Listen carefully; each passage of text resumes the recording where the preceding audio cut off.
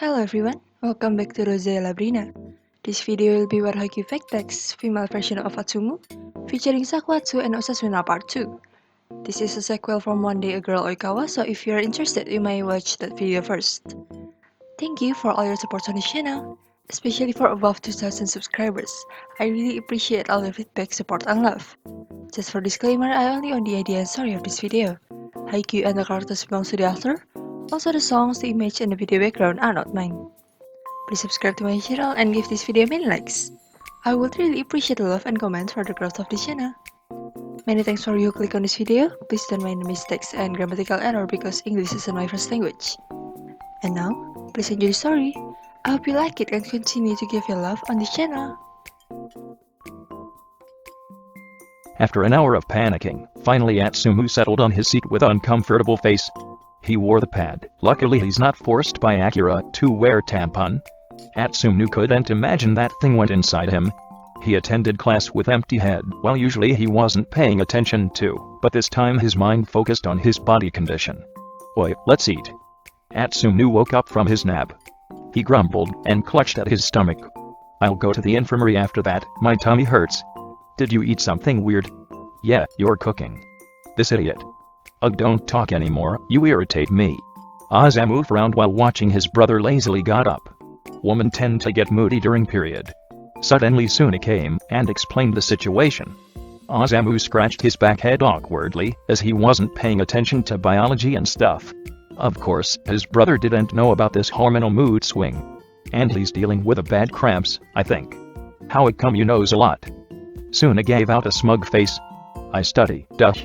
Osamu facepalmed and huffed. Suna was lucky he loved him as Osamu fought himself not to smack his man. Then, the three walked towards the cafeteria. Ugh, I really want to eat something right now. Samu, buy me food. What? Why should I? Buy it yourself. Ugh, you brat, I'm dying in pain like this. Suna elbowed his boyfriend with a meaningful look. Hurry, before he get mad, period make woman scary. Osamu's sweat dropped and finally obeyed. He could see his twin was getting anxious and hungrily angry. A deadly combination which make anyone 10 times worse. Here. Atsumu eyed the bread on the table. What's this? Your bread. I asked the strawberry flavor, not chocolate, right? You brat. Suna elbowed his man again with a cold stare. Just do what he says, said the inaudible stare. Osamu scratched his hair in frustration, and quickly went to buy another bread again. Here, 2 strawberry. Where's my milk? You didn't ask for. I did ask you to buy me banana-flavored milk. You didn't for FCK's sake. Samu. Alright. Don't forget mine too. Yes. Clearly Suna was enjoying this too, as his boyfriend won't refuse their requests. Atsumu giggled while watching his brother walked again for the 3rd time. He didn't know his hormone was acting up that bad. It's the first time he ever felt moody, unlike his usual happy-go-lucky personality. To be honest, he felt good to be pampered by force by his twin. But he almost couldn't bear the pain on his lower stomach. It made him almost vomit every time. What's wrong? Really, I think I will pass out from the pain. Atsumu wiped the cold sweat on his forehead. After Samu came, let's go to the infirmary. Atsumu nodded and felt touched at his friend's concern. Well, it's not every day Suna would show his affection as a friend like this. Usually their dynamics was more like cat and dog fighting with Suna as their spectator. Finally, after long waiting in the queue, Osamu returned with their meals. Here, banana flavored. Why did you buy the small size? What, you didn't say which? Buy 2 at least. But the queue. Samu. Okay. Osamu gritted his teeth and stomped away angrily. Those 2 will be the death of me. Time skip. Ugh, truly, this period is so DM and frustrating. Atsumu walked towards the gym with his twin and Suna. His face showed his inner feeling. He felt so done. All the time until the last class, he was busy asking Osamu whether or not his pants stained with blood. Not to mention the time he must to change the pad, because it's already full. He swore he almost threw up at the sight of that many blood. Atsumu couldn't imagine how the girls were dealing with it every month. Will you join us? Hell yeah, nothing could stop me. Not even this period. Atsumu scoffed and marched happily. Osamu sighed, glad that his twin's mood was getting better. He swore he could explode anytime if his brother kept on being annoying. They walked inside the club room and greeted their teammates. "How are you, Atsumu?" It feels like SHT.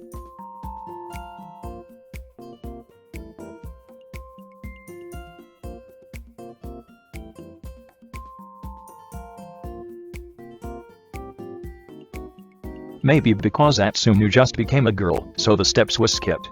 Atsumu opened his locket and took off his hoodie. He's about to change into his practice outfit. Atsumu. What? He turned around and met the stares of his teammates. "Atsumu, you're a girl now?" Atsuma's face reddened, and he stormed out of the room. "Hurry up and change." He gulped and rubbed his temple. How could he forget something very crucial? He almost changed his clothes in front of men. Although he's still Miya Atsumu, who knows what his teammates might think after seeing him naked. Moreover, a naked girl's body. He suddenly missed Sakusa. Somehow period got him emotional, as he felt himself almost cried at the thought of his boyfriend. If Omi knew he would laugh at me. It's because of my stupid request. He pouted as he recalled about yesterday. Atsumu remembered that he talked about wanting to be a girl instead because it would make their relationship accepted by society. Who knew the wish was somehow heard by a magic fairy or something which changed his body for real? I hate them being so homophobic and stuff. I wish people will be more open to us. Atsumu walked around the club room, getting antsy, as he's scared to meet people. He forgot to wear his hoodie again. And now he looked funny, as a girl wearing pants instead of skirts. It's as if he's wearing his brother's uniform. Suddenly a man walked past him and whistled. "Oh, why are you alone here? Don't you know this is Volleyball man's changing room?" Atsumu snorted and rolled his eyes, ignoring the man completely. "Of course I know, I'm part of them." He snickered. "Oi, listen when someone talk." "What the? Let me go." Atsumu scowled at the man's forceful grip on his shoulder. He felt disgusted when he saw the man's pervert face. Also, the man was purposely touching his bra strap. He kept on asking whether Atsumu was lost or something, forcing him to leave the place. "Come on now, follow me." "Let him go." "Huh? Who are you two?" "Let go." The man gulped as he saw the whole teammates staring at him with deadly eyes. Even Suna kept making gesture of cutting his throat.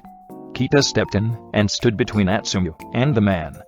Their heights wasn't that far as Atsumu felt the captain was slightly bigger than him at the moment. He felt small under the man's protective hands. "Go away." The two words alone were enough to drive the man away. Kita's cold tones were very chilling, even the teammates never saw him like that. Of course anyone had heard the school's volleyball captain, who was known as a calm and steady person. Making such a collected man that angry was awful. Atsumu sighed and looked down while playing with his fingers. "Thanks guys." "No worry, Atsumu." The volleyball members panicked as Atsumu was sobbing. Atsumu felt so weak and it saddened him. "Atsumu. Hicks, I don't know why, my tears." He blamed it on his hormone. "Here, wipe your tears." Kita, as always, was fully prepared as he handed over his handkerchief. Osamu snorted and patted his brother's head. "Don't cry over a pervert." "I'm not," Atsumu said while hiccuping, earning chuckles from his teammates. "Why are you laughing?" Okay, no one laugh." Atsumu pouted while blowing his nose into the handkerchief. Somehow the image made the men's heart swoon at his cuteness. They frowned inwardly at their consciousness, as it never happened before. "Now you guys, please start the practice." All the men left Atsumu, Kita, and Osamu in front of the club room. "Hey Kita-san, why aren't you going with them?" "We're guarding the door." You don't need. Just hurry up." Atsumu bit his cheeks to hide his smile and went inside the club room. He's truly grateful to have them as friends. Well duh, they should be grateful to have someone like him too. He took off his pants and wore the practice jersey. OSHT, what's wrong? Atsumu blinked as he realized he shouted it out loud. "No, it's just..." His gaze darted to his reflection on the mirror. His body shrank, and now the jersey pants was too big for his body. If he moved too much, it will get lifted and everyone could see his underwear. "My pants didn't fit." They went silent at the sentence. "You can borrow mine, just open my locker, I left the key there." Atsuma's mouth hung open. As always, his captain was somehow super prepared about anything. If possible, maybe Kita even brought pads and stuff for him. "Thanks, Kita-san." He quickly changed into Kita's pants, which surprisingly fitted him perfectly. His top felt a bit tight, especially around his chest. But overall, at least his pants wasn't too baggy and didn't show too much of his thighs. Atsumu opened the club room and greeted the men cheerfully. "How do I look?" Both men froze as they saw Atsumu. "Eh? Why is your face red, Kita-san?" Atsumu panicked as Kita was nosebleeding. Kita wiped his nose and gave a thumbs up. "It's fine." "It's not." "Samu, let's bring him too." "Samu, you're sick too." Osamu's face was also very red. Never mind, Lee, let's go." "Eh? We're late, let's go." Atsumu finally shrugged and walked towards the gym, sandwiched between Kita and Osamu. He could see the men was frowning towards anyone looking at them. A bit too excessive actually, but they persistently did it for him. "Hi guys." The team turned towards Atsumu, who was walking through the door. They gulped at the sight but quickly looked away, as they felt the piercing gaze from their captain. Of course, Atsumu wasn't so oblivious and kept on teasing his teammates' red faces. Atsumu joined the team and stretched, getting ready to practice. They went through the usual routine, but Atsumu stopped midway when his cramps worsened. He playfully made the others envious by relaxing and drinking in front of them. Then they started a practice match like usual. The twins somehow got into the same team. "Atsumu." "Yeah." Atsumu licked his lips and eyed the ball carefully. He made the first step and about to set the ball towards his brother. But then his hair flew, blocking his eyes, making him miss the ball. Atsumu missed hard, quite unusual. Aran froze as he turned around and saw Atsumu's glossy eyes. "Oi, I'm just joking, don't." "I know." "This stupid hair, stupid." Atsumu broke down in tears as he tied his hair up. Meanwhile, Aran earned a sneer and deadly gaze from his teammates. Aran gulped and faced the man. "Stay here after practice and mop the gym for today." The whole team made a mental note not to mess with Atsumu at all today. More like they learned that moody Atsumu was scarier than the usual cheerful one. The protectus mode Kita and Osamu too. "Now I'm ready. This hair won't block me anymore." The team cursed as the ponytail was even more distracting. For the whole afternoon, they struggled not to stare at Atsumu, who was somehow looked sexy for them, which is very unusual, because he always saw him annoying, not sexy or cute. They went home after that, not forgetting the fact Aran must have stayed behind to mop the gym clean under Kita's surveillance. The teammates silently wished for the old Atsumu to be back soon. They couldn't handle any more moody Atsumu. Just thinking about Atsumu's period was making them feel hopeless. Not to mention the upcoming competition. Both twin arrived at home and quickly showered. Atsumu flopped on top of his bed with a big sigh. Today was very tiring, especially getting used to his new body. "Wait, I mustn't get used to this. I want to hurry and change back." He heard a knock on his door and lazily got up. Atsumu opened the door and met his brother's unamused eyes. "Here, cover your sheets with this in case you stay in the bed."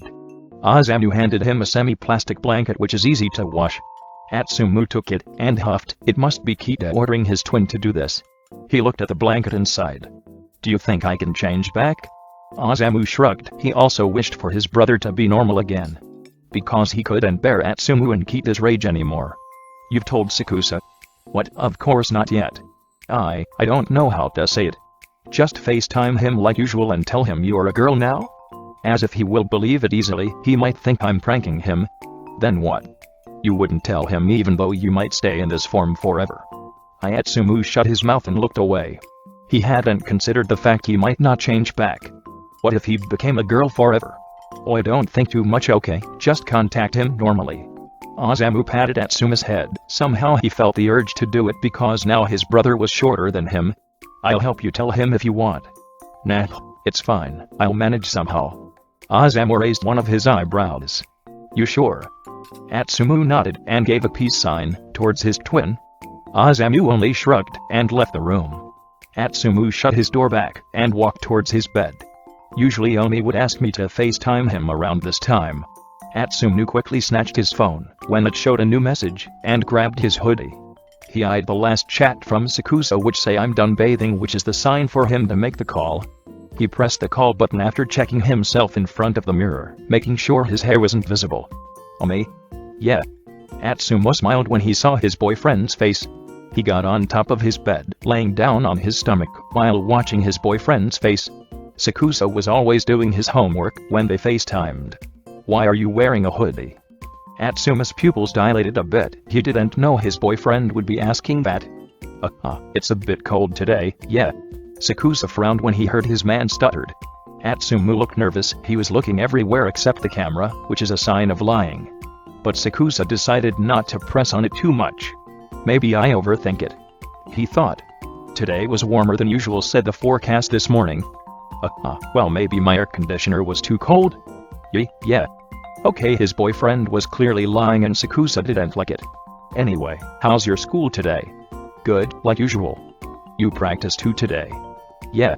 Sakusa squinted. His boyfriend wasn't as cheerful as usual. Atsumu, what's wrong? Nothing. I'm fine. Atsumu, you don't have to lie to me. Sakusa had stated at the beginning that he hated being lied, especially by Atsumu, because he thought that a lie would affect their long-distance relationship. The key to maintain their relationship is trust, and a lie would ruin it.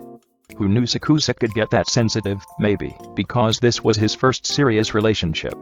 Atsumu smiled sadly. He contemplated whether or not he should tell his boyfriend. He looked at his phone screen and sighed. Maybe not now, he thought. I got a bad stomachache at school. Well, now I'm fine though. He didn't lie, okay? Just telling a half-truth. You eat something wrong. Nah, maybe Osamu added poison or something in my breakfast. They kept on talking about school, practice, and other small things. Mostly Atsumu talking and filling the calls with his stories, while Sakusa attentively listened. And then today Kita-san and Osamu was very protective.